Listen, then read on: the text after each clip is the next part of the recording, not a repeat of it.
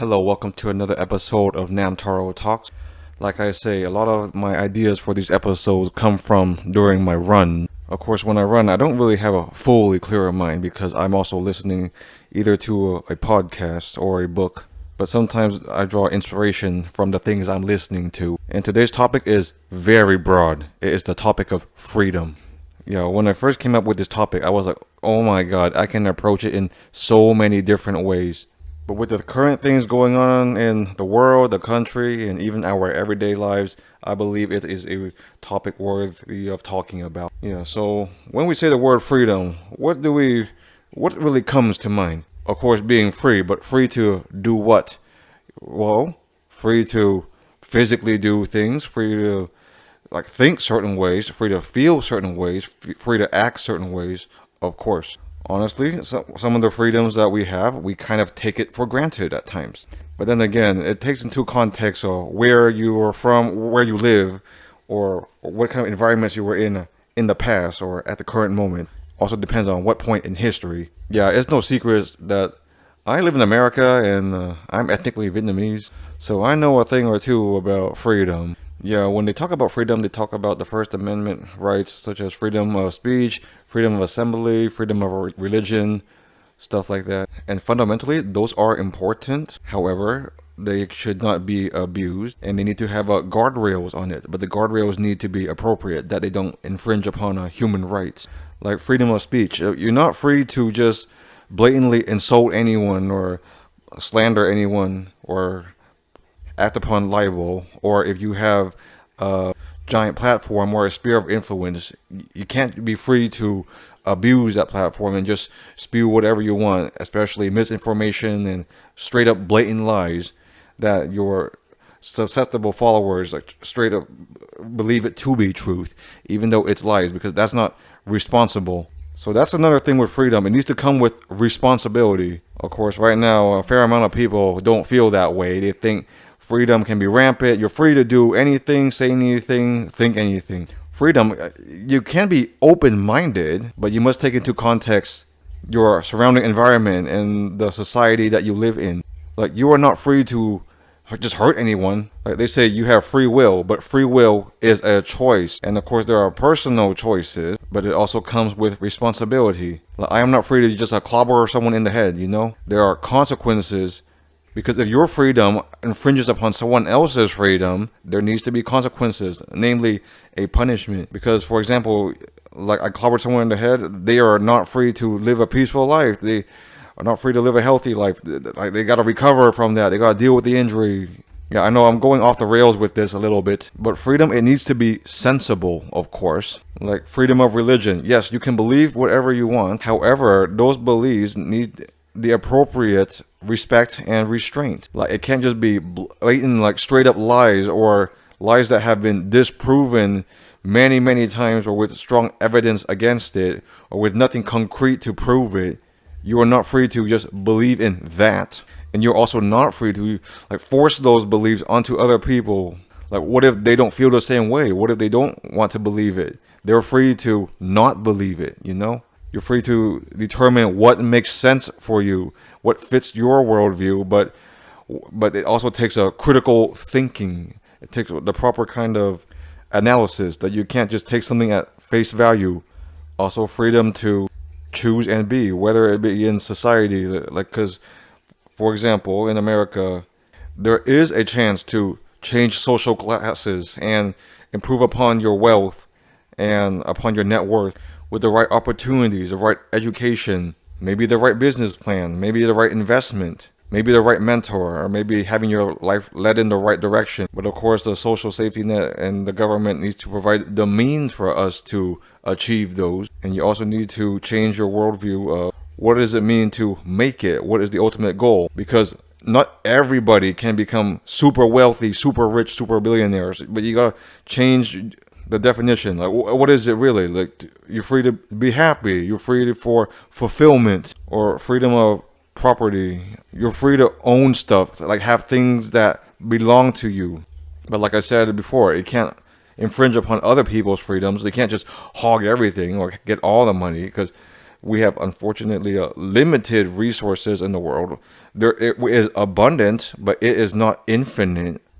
You have the freedom to pick your career path or choose what school you go to, and of course it's not perfect, and of course some opportunities and choices are more viable than others, but at least the choices are there. But it's also up to society to not make the choices so stressful. Like, if you don't get this choice, like, you're a huge failure or something. But you can't force a choice upon someone. Like, what if they don't want this life path or this career? What if they want to pursue something else, like be creative, something that is not the conventional office job, the 9 to 5? There needs to be some degree of freedom for that. And of course, freedom of assembly. You're free to meet with whoever you want, with as big a group as you want. However, it comes with responsibility also. I mean, you can't be overcrowded and cause a stampede. You can't just cause a ruckus and disturb the peace. But if there is like a big gathering, it should be for a worthy cause, you know.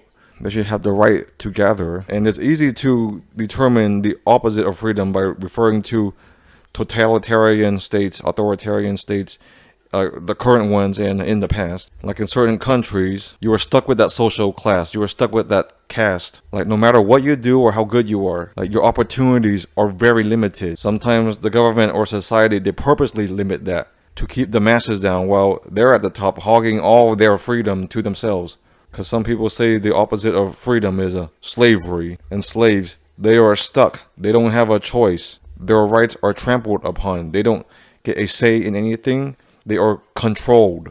Oh yeah, I totally forgot about freedom of the press. Of course, you can't just like write bad stories or do muckraking yellow belly journalism about anyone or anything.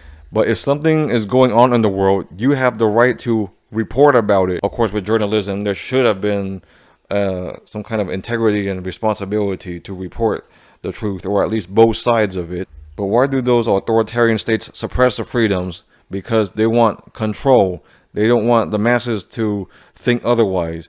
They don't want them to think, oh my God, we deserve better. We could get better. There's more out there for us. Yes, and I can go into like North Korea or socialism or communism. But I'll be honest, I am not the most educated and well-versed in that. But I know enough to distinguish the differences. Like, if there is a certain topic that you can't talk about, or a certain person you can't insult, that's not freedom. If you try your very best and you have all the merits and you jump through all the hoops, but that goal is completely denied from you or given to someone else who didn't deserve it due to nepotism or whatever, that's not freedom. Long story short, if you are threatened just for being you, just for feeling how you feel, saying what you want to say, thinking how you think, because they disapprove of it, they want to control you, that's obviously not freedom. And that is just a general macro perspective of freedom. But it doesn't have to apply to just society and government and stuff like that, to geopolitics. It can apply to your personal life too. Of course, you can't just start out 100% free about everything. There needs to be some structure, especially for growing up, for kids, you know? Like, this is the stage of child development, and then you learn these subjects at this grade in school, and you learn how to interact with this and that, and over time you get a little bit more agency, but you still gotta prove yourself. You still gotta be a benefit to society. But of course, then again, it's up to the government to shape the school, and depends on the school system. Some they'll encourage free thinking or new ideas, or some just want more worker drones. But in a way, there's like fundamental freedoms, but there's also freedoms that is unlocked later in life, that it is earned due to a new level of maturity or understanding, maybe sometimes even a rite of passage. And all freedom comes with responsibility. Like, for example, like, you can't have a 7-year-old drive a car, but once you're of age, once you're licensed and you are able to drive a car at least legally, the responsibilities are, of course, maintaining the car and following the road rules so you don't cause harm to other cars or pedestrians. Not to mention like car maintenance and filling up gas, or well, nowadays like charging the car. But you are free to drive where you want, where you can. You already know how far it is. You already know what kind of road it is to take there. But having a car, it unlocks a new sense of freedom. Yeah, my first car was a hand-me-down among the family. Well, first my dad drove that car, then my mom, then me, and then it passed briefly to my brother, then back to me. But I didn't have to ask for rides anymore. I didn't have to wait for someone to pick me up from stuff. I could do my own errands, my own activities. It felt liberating, to say the least. But then again, you can get into the car culture, or especially in America, where certain areas have little to no or very poor public transportation, that the car pretty much chains you down. Like, you can't go anywhere unless you have a car. And you gotta deal with the annoyances of a car, such as finding parking and parallel parking and traffic jams and bad drivers who will cut you off or almost put you into an accident. But that's for another episode. Another thing about freedom is that when you're free, you are not addicted. Of course, you are free to pursue the pleasures and the good things of life. But if you are addicted to something, you are not free from it. It controls you. It chains you. It hooks on you. It's all you want to do, and it's all you want to think about. Whether it be an innocent vice or something detrimental to your body or to your loved one, that's one of the consequences of unrestrained freedom. And freedom is not just something that you are granted just to yourself, or that you expect the government to give it to you. It's also based on your community, and it's also the responsible of the community to have a collective freedom and to grant freedom to those within it. Like, if you're a certain community that follows like certain strict traditions or a certain strict religion or a certain social hierarchy, that's not freedom. Like, who would want to live with that? Like, some people they go along with it because that's all they've known, or they don't want to ruffle any feathers. But at that point, you are not free from being worried about what other people think of you or how you're perceived, how it reflects upon you and your family, and how society sees you. But of course, you gotta consider the other side of the scale.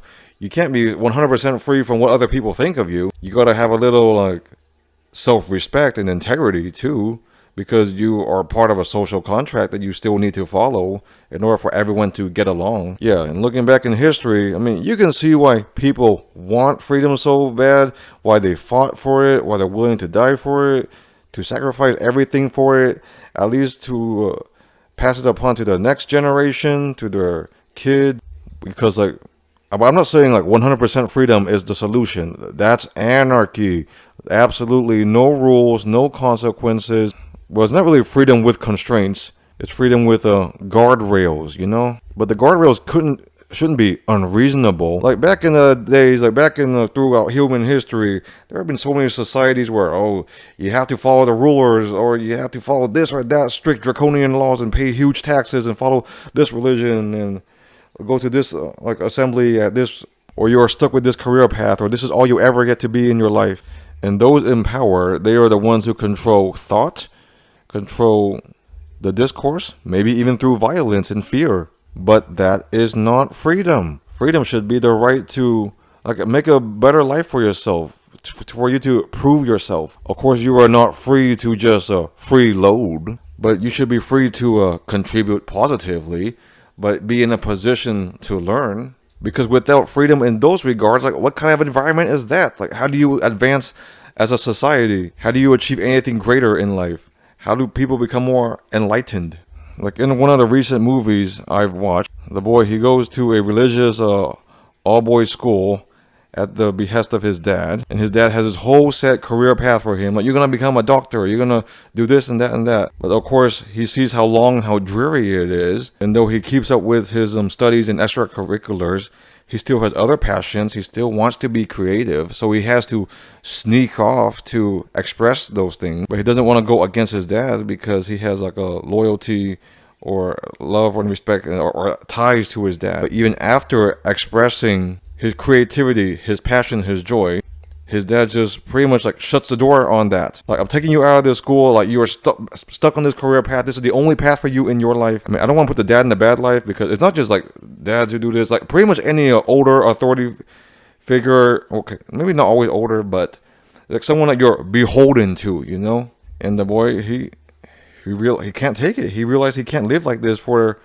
at least the education to become a doctor, which his dad wanted for him, or for the rest of his life. He can't live a lie. He can't live not true to himself and not being able to express himself and be creative and showing the world what he's capable of. So when you're stuck and you have no choice, it has to end somehow, you know? I mean, they're not going to just take it lying down. But you don't want it to ever get to that point. Eventually, people need to be granted a degree of freedom and agency. Sometimes someone is like a danger to themselves or to society, and their freedoms need to be restricted. That's understandable. Or sometimes they need to be placed under a conservatorship. But systems like that should not be exploited. And you are on a slippery slope with that one. Because at that point, like, something else rules over you. Something controls you because you were deemed incompetent, unable to do it yourself. But at what point do you prove it to them that, okay, I'm better now? That's not the case anymore. I'm not a danger to myself. I'm not a danger to society. So freedom, it pretty much has a balance, you know? You can't just have like absolutely no rules, but you can't have like 100% rules. You do this, you do that, you think this, you feel that. You can only do this in life. You can only like hang out with these people. It always goes back to individualism and collectivism, because when you're an individual, you can do more for yourself. You can express yourself, you can pursue your dreams, you can make yourself happy. But when you're in a collectivist society, it feels a bit safer because everyone follows the same rules, the same contract. They all understand each other a bit better. It's like because when you're more collectivist, you're not as inclined to disturb the peace, because if everyone is too much freedom, too much individualism, it may lead to narcissism. And that's one of the last things we need in the world now. More narcissistic people, where it's about me, look at me, look how free I am, I'm free to do this, I'm free to do that, I'm free to do all this idiocy and degeneracy. No, you are not. And yeah, you may think you're free. You're also free to be judged. You're also free to be called out for whatever you do that is inappropriate or wrong. And you are also free to deal with the consequences of it. I talk about freedom in the sense of education and career, but freedom in personal life also. Because a life where the freedom to associate with other different people, so from different walks of life, if that freedom is restricted, it really narrows your worldview. Like if the circle that you are allowed to associate with or even court, you're like, that's it? This is all I can do? This is all who I can see and talk to or maybe get with? And they say you gotta follow your heart. But of course you don't throw caution to the wind. But in general, freedom is restricted but it's like, but what about what I want? No, and they're like, no, forget it. That's it. Screw you. Like, who wants to live in a state like that? Whether it's in your family or in society or your country. Because when you are suppressed, when you are a slave, it takes a toll on you. Honestly, you begin to misplace your anger and frustration. It builds up.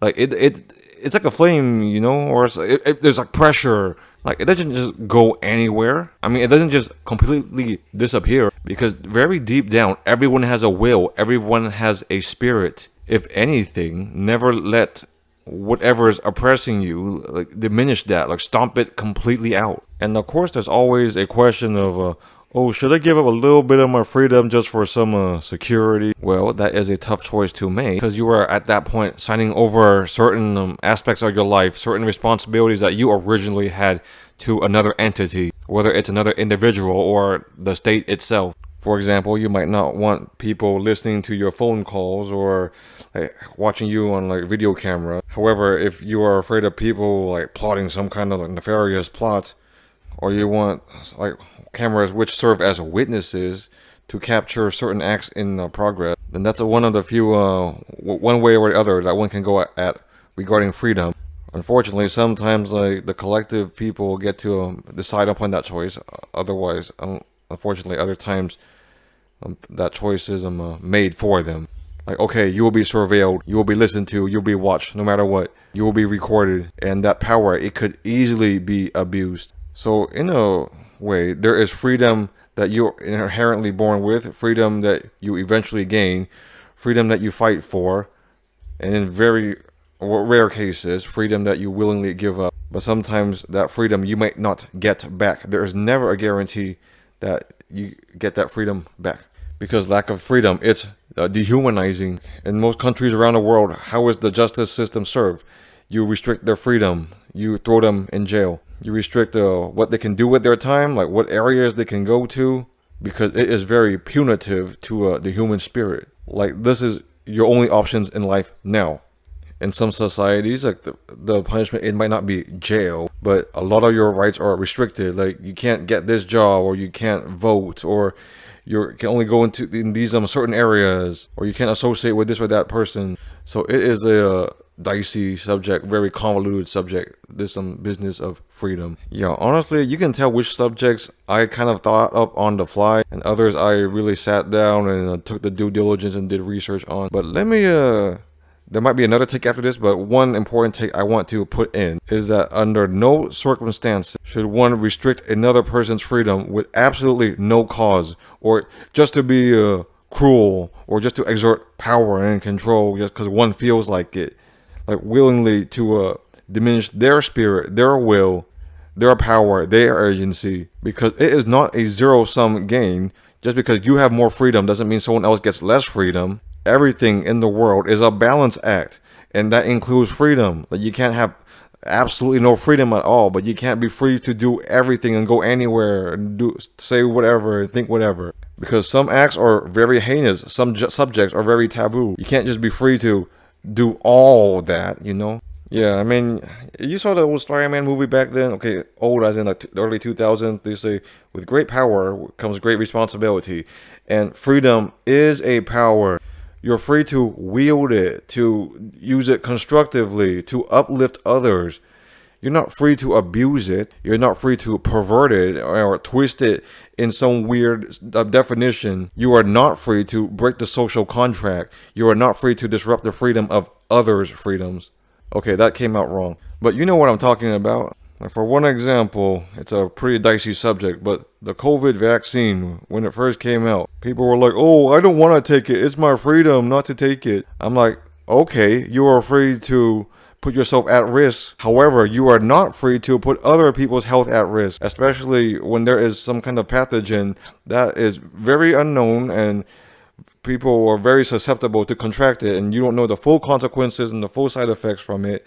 That you contract it, you're susceptible to die. So in a way, you may inadvertently kill someone else because you want to express your freedom. And you can be, oh, I'm free to express my discontent. Yes, you are free to do that. And you are free to not just with COVID and masks and vaccines, but also with the government or any authority figure. However, you are not free to make a fool out of yourself. You are not free to hurt others in the process of expressing your discontent. I mean, there are ways to rebel. There are ways to say you are unsatisfied about a situation. And I'm not saying, oh, we gotta sit down and follow protocol and write stern letters, angry letters to the authority figures, and maybe they'll listen to us, and maybe they'll give us a little bit more freedom. Yes, you can cause a little bit of ruckus. You can bend the rules. You can ruffle some feathers, but not if it hurts your cause. Not if it makes the whole situation worse. Yes, you want to be heard, but you don't want to throw a tantrum either, you know? Yes, people should be free to learn, free to explore, free to go places, free to love, free to do business, free to advance themselves in society, free to enrich themselves. However, it comes with guardrails. It comes with responsibility. I know at this point I am repeating myself a lot. However, I feel like sometimes it is needed to drive my point across. You can't just have unfettered freedom. You can't just twist freedom to your definition. But freedom is essential. And you can't just flop it, 180 reverse it either. You can't just say, oh, freedom is slavery like in 1984. It is not slavery. It is precious. But you can't be ironic about it either. You can't just say, oh, there's nothing more precious than freedom and independence, and then have some kind of camp where it is anything but. Okay, I guess another point, I guess I keep coming up with new points. You also need to realize if you are truly free. Are you really free, or are you just letting people tell you you're free, or letting them kind of guide your worldview to make you think that you are free? If you're free, then how come you're getting in debt, or you're buying expensive purchases, or taking on random responsibilities that you had no business taking on in the first place? If you are free, then why are you willingly abusing your body or putting undue stress upon you and your loved ones? If you're free, then how come you are wasting your talents or your resources on pleasures and hedonism? Yeah, see how free you are. Talk, not really insult them, but assort yourself to an authority figure or criticize something. What's the consequences? What's the backlash? Then you'll see how free you are. Yeah, I'm lucky to be in a society where I can express myself, or even my discontent, Well, for now, anyways, we hope this is still the case. We'll see where things go in the next 3 or 4 years. But in other countries, other societies, sometimes just saying something, just thinking something, or just being there, you are not free. You can get punished or even killed just for that. So, long story short, freedom. Appreciate it, but respect it. Don't take it for granted. Don't abuse it. I guess the same can be said for power. Well, freedom is a sense of power in a way. I guess another thing to be free about is free in your mind. Like, yeah, sometimes like you're stuck in a situation or environment that you don't want to be there. But if you're at least free in your mind, you can progress towards a peace of mind, or at least have a peace of mind. And when you achieve that, at least first, you can eventually find your way out, or at least make the best or the most of whatever you have. And I know, like, the nature of the world, like, sometimes it sucks. Sometimes you're stuck there indefinitely or even forever. I got lucky, but what are you gonna do? Like, restrict your own freedom? Oppress yourself? Like, you have choices. You have more power than you realize. Like, you have like all of history on your side. A history of people wanting freedom, craving freedom, fighting for freedom, believing in freedom, experimenting with freedom, exercising freedom. You're not put on this earth to subject yourself to someone else's like will or build someone else's dream. Maybe you can share their dream if it's truly your dream also. But it's up to you to find your own dream, find your own path. It's your freedom to do all that, to find your own knowledge, your own happiness, your own peace of mind, your own enlightenment, to cultivate the appropriate loving relationships, to have the most constructive social circle as possible. You are free to do all of that. You're free to explore the world. You're free to see and learn new things or take refuge in familiar things. Well, anyways, now we are free from this episode. I think I've spoken as much about freedom as I can for this current moment. But once again, thank you for listening, and I'll see you next time. Bye.